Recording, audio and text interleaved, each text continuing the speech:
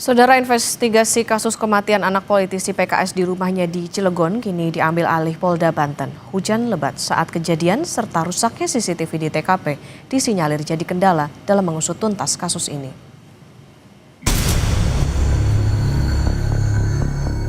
Kasus kematian anak politisi PKS di sebuah rumah di Cilegon, Banten belum menemui titik terang.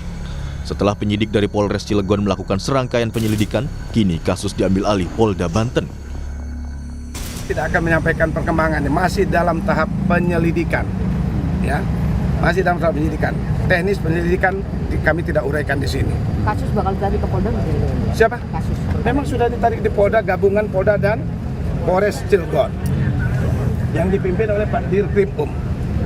Masih dalam tahap penyelidikan, kita dalami pemeriksaan saksi dan sebagainya. Termasuk kita sudah mendatangkan lapor. Mudah-mudahan yang mendengar mencari ada informasi, segera informasikan ke kita.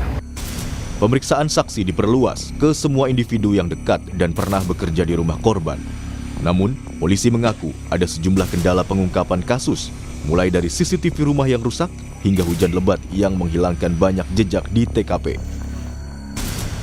Belum terjadinya kejadian itu dalam keadaan hujan, lalu after kejadian pun dalam keadaan hujan yang cukup lebat, sehingga jejak-jejak yang keluar pun sulit diidentifikasi. Pada malam TKP kita sempat datangkan unit K9.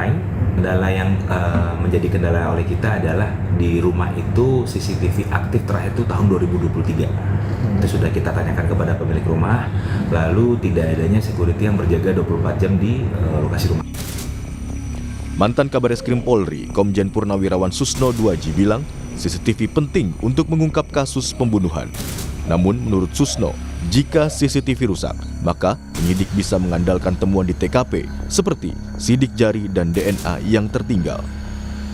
Di CCTV memang penting, tetapi bukan berarti kalau tidak ada CCTV lantas perkara ini menjadi mustahil untuk diungkap. Tidak. Masih ada sidik jari, masih ada DNA, masih ada bekas-bekas yang lain, masih ada alat. Jadi di sekitar TKP yang terdekat, yaitu di ruangan itu, ada tidak alat yang tertinggal, alat yang digunakan untuk melakukan kejahatan.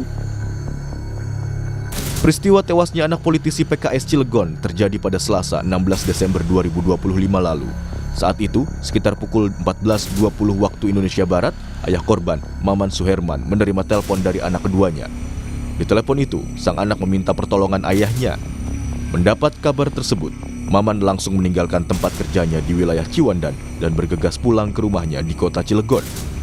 Sesampainya di rumah, Maman mendapati kondisi anaknya sudah tergeletak di kamarnya dengan kondisi mengenaskan. Korban dibawa ke rumah sakit, namun nyawanya tidak tertolong. Investigasi yang dilakukan tim gabungan Polda Banten dan Polres Cilegon diharapkan segera mengungkap kasus kematian anak 9 tahun tersebut bisa diusut tuntas. Tim Liputan, Kompas TV.